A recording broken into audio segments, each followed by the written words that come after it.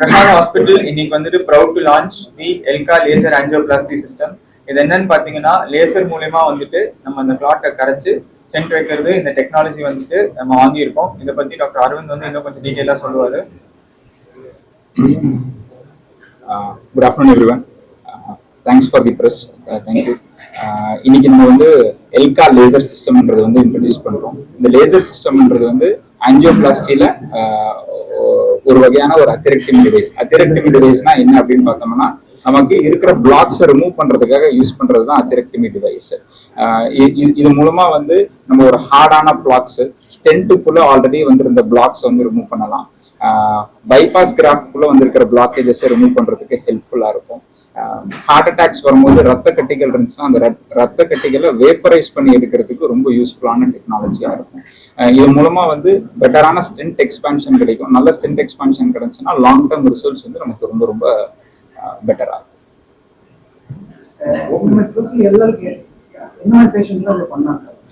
Sir, நான் சொன்ன மாதிரி ஆல்ரெடி ஸ்டென்ட் போட்டு ஸ்டென்ட்டுக்குள்ள பிளாக்கேஜஸ் வர பேஷண்ட்ஸ்க்கு வந்து இது ஹெல்ப்ஃபுல்லா இருக்கும். ஆல்ரெடி பைபாஸ் கிராஃப்ட் போட்டு அந்த கிராஃப்ட்ல வந்து பிளாக்கேஜஸ் வர பேஷண்ட்ஸ்க்கு வந்து ஹெல்ப்ஃபுல்லா இருக்கும்.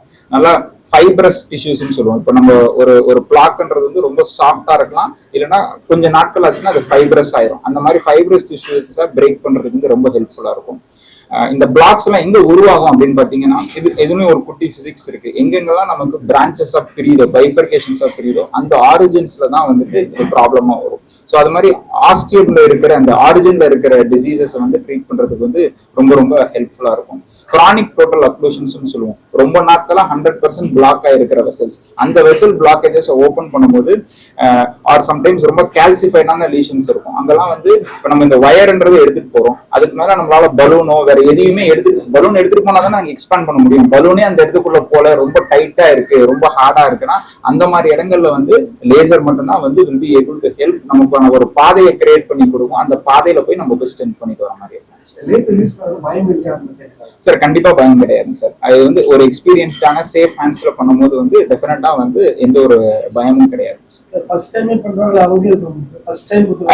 அந்த ஃபர்ஸ்ட் டைம்ல அவங்களுக்கு தேவையான இண்டிகேஷன் இருந்துச்சுன்னா, இது வந்து ஒரு பலூன் அன்கிராசபிளா இருக்கு, ஆர் ரொம்ப ஃபைப்ரஸான டிஷ்யூவா இருக்கு, இல்ல ஆஸ்டியம்ல இருக்குன்னா டெஃபினட்டா வந்து யூஸ் பண்ணணும். ஆஞ்சியோபிளாஸ்டி பண்றதுக்கான ஒரு ஸ்டெப் தான் வந்து இந்த லேசர் டிவைஸும். ஆஞ்சியோபிளாஸ்டின்றது வந்து அந்த பிளாஸ்ட்ன்றது வந்து பலூனை வச்சு பிளாஸ்ட் பண்றது. இப்போ நமக்கு பலூனே அங்க எடுத்துட்டு போக முடியலன்னும் போது வந்து லேசர் தான் அதுக்கான கருவி. சார், ஒரு ரஃப்லி ஒரு 5 to 8% காஸ்ட் ஜாஸ்தியா இருக்கு.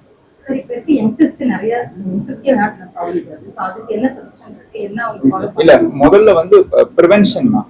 நம்ம அந்த ஹார்ட் அட்டாக் யாருமே இம்மார்டல் கிடையாது. நமக்கு வந்து ஹார்ட் அட்டாக்கான வரதுக்கான ரிஸ்க் சில ஃபேக்டர்ஸ் எல்லாம் நம்ம பார்ப்போம். இப்போ உங்களுக்கு வந்து யங்ஸ்டர்ஸ்ல வந்து நம்ம முக்கியமா பார்க்க வேண்டியது வந்து அவங்களுக்கு பிபி இருக்கா, சுகர் இருக்கா, கெட்ட கொலஸ்ட்ரால் வந்து ஜாஸ்தியா இருக்கா. ஃபேமிலியில வந்து 55 வயசுக்கு முன்னாடி இல்ல 60 வயசுக்கு முன்னாடி ஹார்ட் அட்டாக் வந்து யாராச்சும் வந்து உயிரிழப்பு ஏற்பட்டிருக்காங்களா, யாருக்காச்சும் ஸ்ட்ரோக் வந்திருக்கா, ஆல்ரெடி யாருக்காச்சும் ஸ்டென்ட் பைபாஸ் 60 வயசுக்கு முன்னாடி பண்ணிருக்காங்கன்னா அது எல்லாமே ஒரு ரிஸ்க் ஃபேக்டர். நம்ம உடல் பருவம், வெயிட் ஜாஸ்தியா இருக்கிறது கூட வந்து நமக்கான ஒரு ரிஸ்க் ஃபேக்டர். இது மாதிரி எவ்வளவு ரிஸ்க் ஃபேக்டர்ஸ் இருக்குன்னு பார்த்துட்டு அந்த ரிஸ்க் ஃபேக்டர்ஸ்ல எதெல்லாம் நம்மளோட பிசிக்கல் ஆக்டிவிட்டி மூலமா நம்மளால கண்ட்ரோல் பண்ண முடியுமோ அதெல்லாம் பிசிக்கல் ஆக்டிவிட்டி கண்ட்ரோல் பண்ணுறது. எங்கெல்லாம் நமக்கு மாத்திரை மருந்துகள் தேவையோ அங்கெல்லாம் மாத்திரை மருந்துகள் எடுத்து நம்ம அப்படி பண்ணோம்னா தான் நம்மளால ஹார்ட் அட்டாக்ஸை டிலே பண்ண முடியுமே தவிர, நம்ம அந்த கெட்ட கொலஸ்ட்ரால் நமக்கு எந்த ஒரு சிம்டமும் கொடுக்கலன்றதுக்காக அந்த ஹை கெட்ட கொலஸ்ட்ரால் அப்படியே விட்டோம்னா அந்த ஹார்ட் அட்டாக் வந்து earlier ஏஜஸ்ல வரதுக்கான முக்கியமான இது வேப்பரைஸ் பண்ணுங்க. இது புரியலைங்க. இல்ல, இப்போ நமக்கு என்ன ரிஸ்க் ஃபேக்டர்னால வந்துச்சோ அந்த ரிஸ்க் ஃபேக்டர். இப்போ நமக்கு ஒரு வெள்ளம் வருது, நமக்கு ரோட்ல இருந்து நமக்கு தண்ணி வருது, நம்ம ஒரு பக்கெட் மக்ல இருந்து இங்க நடந்து வெளியே எடுத்து ஊத்திட்டன்றதுனால அது போயிடாது. இல்ல, வெளியில இருந்து வர சோர்ஸ் கண்ட்ரோல நம்ம கண்ட்ரோல் பண்ணுவோம். அது மாதிரி முதல்ல அந்த பிளாக் வரதுக்கான காரணம் என்ன இருந்துச்சோ அந்த அடிப்படை காரணத்தை நம்ம கண்ட்ரோல் பண்ணோம்னா தான் பிளாக் வராம இருக்குமே தவிர, இப்போ நம்ம ஆஞ்சியோபிளாஸ்டி, ஸ்டென்டிங், பைபாஸ் நம்ம இது எல்லாமே பண்றது வந்து கிளியரிங் அண்ட் பாத் இப்போ ஸ்டென்ட் பண்றோம்னா நம்ம அந்த ரோட்டை கிளியர் பண்ணிட்டு நம்ம ஸ்டென்ட் போடுறோம். இதே பைபாஸ் பண்றோம்னா ஒரு பிரிட்ஜை கட்டிட்டு அந்த பிளாக்கை வந்து தாண்டி நம்ம போய் ஒரு இடத்துல பைபாஸ் பண்றோம். இது எல்லாமே ஒரு additional modes of treatment blood கிடைக்கிறதுக்கு தானே தவிர அண்டர்லைன் காஸ் என்னமோ எதனால இது வந்துச்சு, ஒரு சுகர் கண்ட்ரோல் இல்லாததுனால வந்துச்சா, ஒரு கெட்ட கொலஸ்ட்ரால் ஜாஸ்தி இருக்கிறதுனால வந்துச்சா, இல்ல ஒரு ஹைப்பர் டென்ஷன் பிபி ஜாஸ்தி இருக்கிறதுனால வந்துச்சுன்னா அந்த அடிப்படை காரணத்தை நம்ம வந்து அட்ரஸ் பண்ணோம்னா தான் இட் ஓன்ட் ரெக்கர். நிறைய லீஷன்ஸ் பாத்தீங்கன்னா இப்ப நான் உங்களுக்கு வீடியோல காமிச்சது வந்து ரொம்ப சாஃப்டான லீஷன், நேரா நம்ம போய் ஸ்டென்ட் எக்ஸ்பேண்ட் பண்ணோன்னு ஃபுல்லா எக்ஸ்பேண்ட் ஆயிடுச்சு. இந்த மாதிரி ஒரு ஸ்டென்ட் எக்ஸ்பேண்ட் ஆகாம நடுவுல வந்து அன்எக்ஸ்பேண்டடா ஒரு ரீஜன் இருந்துச்சுன்னா அந்த இடங்கள்ல வந்து பிளாக்ஸ் வர்றது வந்து ரொம்ப ரொம்ப ஜாஸ்தியாகும். திரும்ப ஹார்ட் அட்டாக்ஸ் வரதுக்கான ரிஸ்க் வந்து ஜாஸ்தி ஆயிடும். அதனால எங்கன்னா டஃப்பான லீஷன்ஸ் இருக்கோ அந்த இடத்துல கன்வென்ஷனல் மெத்தட்ஸ், நமக்கு டைரக்டா போய் ஒரு பலூனை வச்சு எக்ஸ்பேண்ட் பண்ணும்போது நம்மளால எக்ஸ்பேண்ட் பண்ண முடியல, இல்ல பலூனே அந்த இடத்துல கிராஸ் பண்ண முடியலன்னும் போது நமக்கு லேசர் தான் வந்து கருவி ஆஃப் சாய்ஸா இருக்கும். Open that area. நமக்கு மெயின் கோல் இப்போ எப்படி வந்து ஒரு செலக்டான ரோடு போட்டா 3 மாசம் 6 மாசத்துல வந்து நம்ம திருப்பி போய் ஒரு மழை காலத்துல வந்து நம்ம எவ்வளவு கஷ்டப்படுறோமோ அதே மாதிரி ஒரு ஸ்டென்ட்டை வந்து சரியா எக்ஸ்பேண்ட் பண்ணாம விட்டா லைஃப் லாங் பிரச்சனை தான். ஏன்னா ஒரு ஸ்டென்ட் இம்ப்ளான்ட் பண்ணது வந்து it is permanent, it cannot be taken out. சரிங்களா? அதனால அந்த இம்ப்ளான்ட் பண்ற ஸ்டென்ட்டை ரொம்ப ப்ராப்பரா இம்ப்ளான்ட் பண்றதுக்கு அப்டரெக்டமி டிவைசஸ் தேவை. அதுல அப்லேட்டட் அப்டரெக்டமிக்கு நமக்கு லேசர் தான் பெஸ்ட் சாய்ஸ்.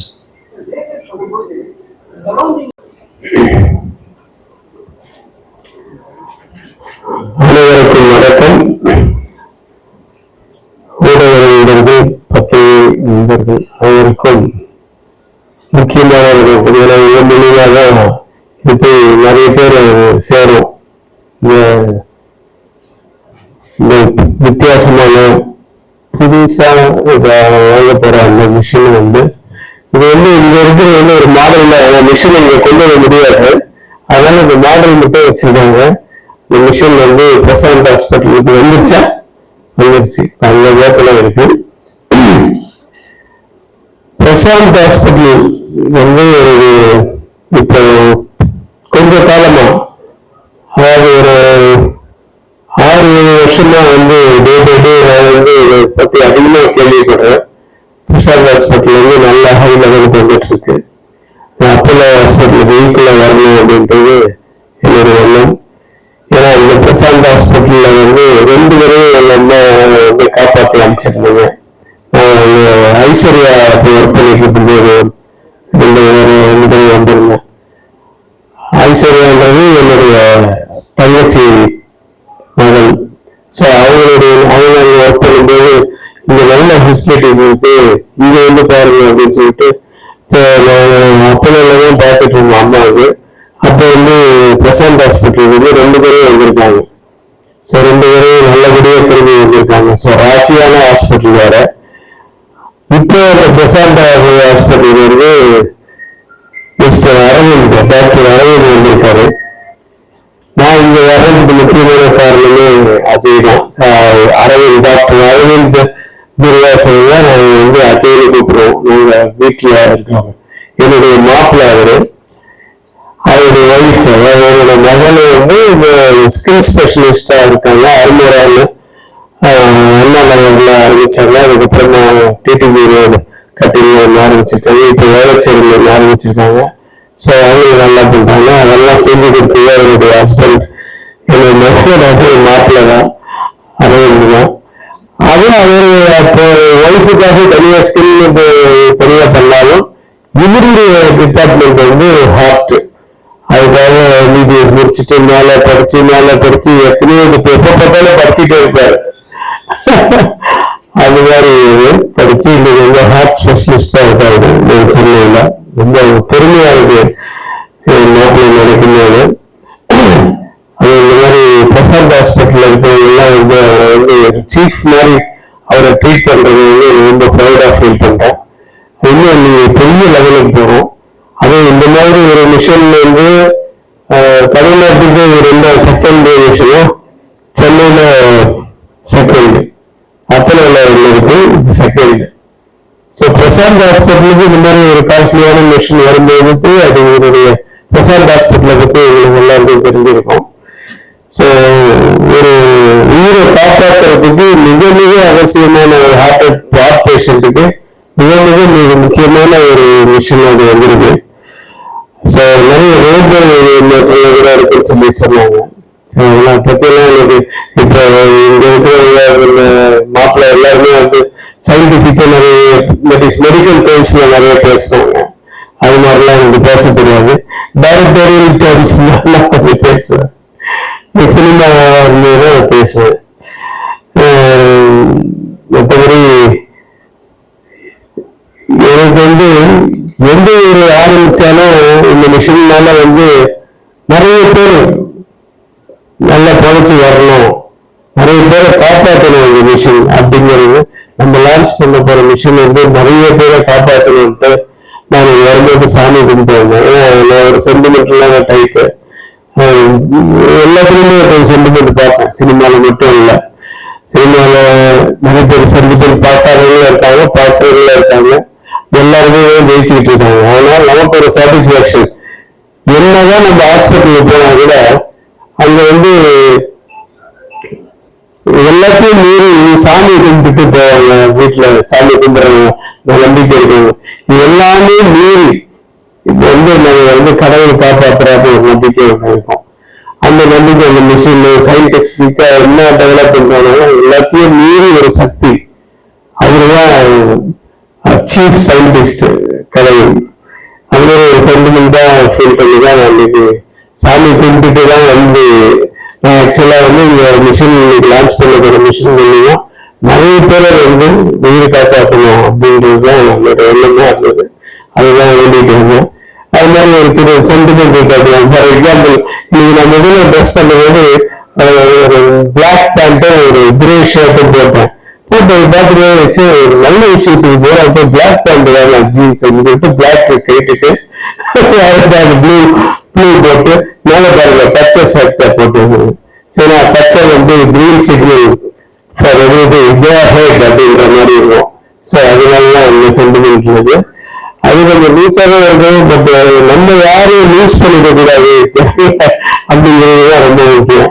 ஸோ இந்த லான்ச்சுக்கு வந்து எனக்கு சம்பந்தமே இல்லாத ஒரு டிபார்ட்மெண்ட் தான். பட் எப்படி சம்பந்தம், நான் ஒரு பேஷண்டா என் மாப்பிள்ளை கிட்டே பேசிட்டாரு. எனக்கு ஒரு தடவை அவர் ஆன்ஜியோ பார்க்க இது சூழ்நிலை வந்தது. ஆக்சுவலா வந்து எனக்கு வந்து ஹார்ட் ப்ராப்ளம் எல்லாம் எதுவும் கிடையாது. வயிறுல ப்ராப்ளம் இருந்தது. அது வந்து சிசிஜில ஆக்சுவலா எங்க ஃபேமிலி டாக்டர் நரசிங் வந்து அவரு எங்களுடைய மாமா, அதாவது என் அக்காவுடைய ஹஸ்பண்ட் எங்க அம்மாவுடைய தம்பி. அவர் தான் வந்து எங்க ஃபேமிலிக்கு ஃபர்ஸ்ட் டாக்டர். அவர் இப்போ நவம்பர்ல வந்து அவருக்கு ஒரு பெரிய ஃபங்க்ஷன் பண்ண போறாங்க. 53 years ஆஃப் சர்வீஸ் அப்படிலாம் பாத்துங்க. அவர் வந்து நிறைய லெக்சர் தான் பண்றாரு. மோர் தென் ட்ரீட்டிங் பீப்புள் பேஷண்ட்ஸ் அவர் லெக்சர் தான் பண்ணுவாரு. ஸோ அந்த அளவுக்கு அவரு இந்த அதுல இந்த டயபெட்டிக்ல அதெல்லாம் ரொம்ப காய்ச்சல். அவர் ஜெனரல் மெடிசன் படிச்சவர் தான். செங்கல்பட்டு மெடிக்கல் காலேஜ்ல வந்து கோல்டு மெடலிஸ்ட். அவரை பார்த்துதான் எங்க ஃபேமிலியில இப்போ நிறைய டாக்டர்ஸ், ஒரு 8 டாக்டர்ஸ் இருக்காங்க எங்க ஃபேமிலியில. என் பொண்ணு வந்து ரேடியாலஜி குரூப்க்கு போறாங்க ஆகஸ்ட்ல இருந்து. ஸோ என் அக்கா பொண்ணு, என் தங்கச்சி பொண்ணு, என் அண்ணன் பொண்ணு, என் அண்ணன் மாப்பிள்ள, இவரு இது மாதிரி நிறைய டாக்டர்ஸ் எல்லாமே வந்து கடவுள் போல இருந்து காப்பாற்றுறதுலாம். ஸோ பிரசாந்த் ஹாஸ்பிட்டல் அப்படிங்கிறது அந்த புரட்சி அனுபவித்து வெளியில போகும்போது அந்த ஹாஸ்பிட்டல் அவங்களுக்கு வந்து ஒரு கோவில் மாதிரி தெரியும். அந்த டாக்டர்ஸ் எல்லாம் தெய்வங்கள் மாதிரி தெரியுவாங்க. அப்படிதான் எங்க மாமாவை வந்து நாங்கள் வந்து அவரோட ஜாலியா இருப்போம், நல்லா இருக்கும். இருந்தாலும் மனசுக்குள்ள வந்து எங்க அப்பாவை காப்பாற்றணும், எங்க அம்மாவை காப்பாற்றணும், இந்த மாதிரி என் ஃபேமிலியில நிறைய பேர் காப்பாற்றினா ஒரு தெய்வத்துக்கு ஈக்குவலான ஒரு அந்தஸ்து அவங்களுக்கு கொடுப்போம் டாக்டர்ஸுக்கு. ஸோ அப்படிப்பட்ட ஒரு தொழில் இருக்கிற இந்த டாக்டர்ஸ் குரூப் வந்து அப்கோர்ஸ் என்ன கூப்பிட்டதுக்கு காரணம் வந்து ஒரு கமர்ஷியல் ஒரு டைரக்டரா இருக்கிறதுனால சினிமா இருக்கிறதுனால அதை கூப்பிட்டாங்க. பட் இந்த விஷயம் பத்தி நீங்க பிரச்சனை மூலியமா நீங்க வந்து ஜனங்களுக்கு சொல்ல வேண்டியது, இது மூலியமா வந்து நிறைய பேரை வந்து இன்னும் அதிகமான பேர்களையும் ஏற்கனவே ஸ்டண்ட் வச்சவங்க, பலூன் வச்சவங்க, பைபாஸ் பண்ணவங்கள கூட பிரச்சனை வரும்போது இது மூலியமா வந்து இன்னும் கிளியரா, இன்னும் ஈஸியா, இன்னும் ஃபாஸ்டா அதுல எல்லாம் காப்பாற்ற முடியுறதுக்கு இவங்க பேசல் எழுதுன்னு அப்படின்னு தெரிஞ்சது. இது அதான் ஒண்ணும். ஸோ இதை வந்து கொண்டு போய் மக்களுக்கு ரீச் பண்ணுங்க. நிறைய பேர் உயிர்களை காப்பாற்றுங்க. எல்லாம் உள்ள இறைவனை வேண்டி இந்த ஃபங்க்ஷன், இந்த லான்ச் ஆகிற இந்த மிஷன் மூலியமா நிறைய உயிர்களை காப்பாற்றுக்கணும்னு நான் வேண்டிக்கிறேன்.